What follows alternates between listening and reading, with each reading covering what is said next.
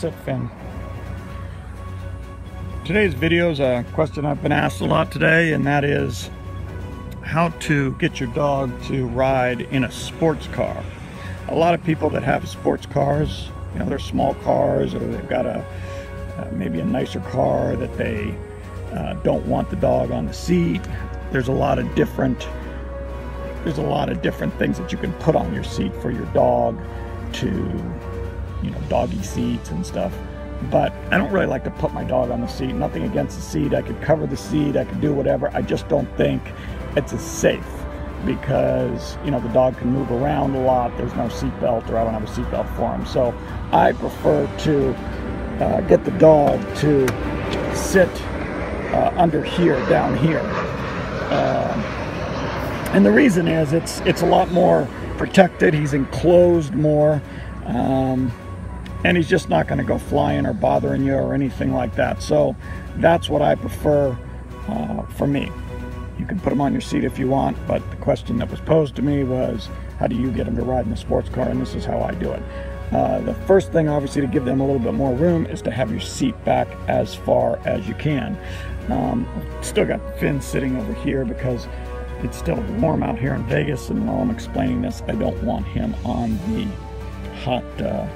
hot surface here. Okay, so now when I bring my dog to me, before I put him in the car, you know, I'm going to call him to me and I'm going to have him stop right here. So one of the things that I did to start this was I would just put my arm here to block the seat and I tell him under, which means to get under there. He also knows under by going under my legs. So that's an under thing to him as opposed to getting on the seat. So I will show you the whole process here and how I get my dog to ride like that in the car. Finn, heel. So I bring him to me first, sit. Then I block the seat. Under, Finn, under. Under. And he gets down like that. Under. I remind him under for when I shut the door, because I do not want him to be when I shut the door, I don't want, when I go on the other side, him getting up on the seat. So he'll just stay there under. Come around here, I open the door and he stays under. I start the car, shut the thing, put the air conditioner on, and this is hard to do all this and hold the camera. Put my seatbelt on.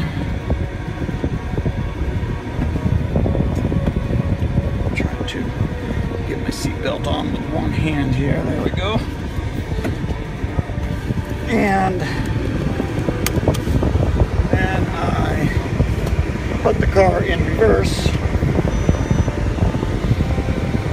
and we drive, and he stays under.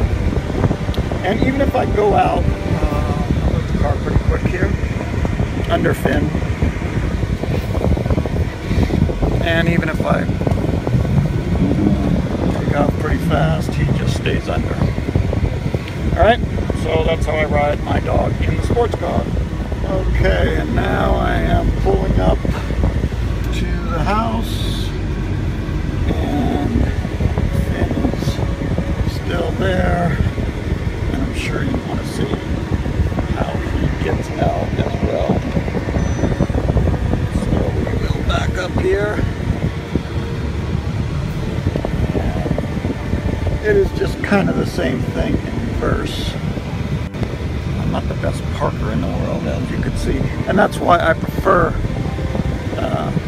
small sports cars. I can't park, even if I can't park. I can't park a big car. I can barely park a small car. You know what they say about experience. You know, you hear in the dog training world, you know, I'm gonna go with this guy because he has more experience.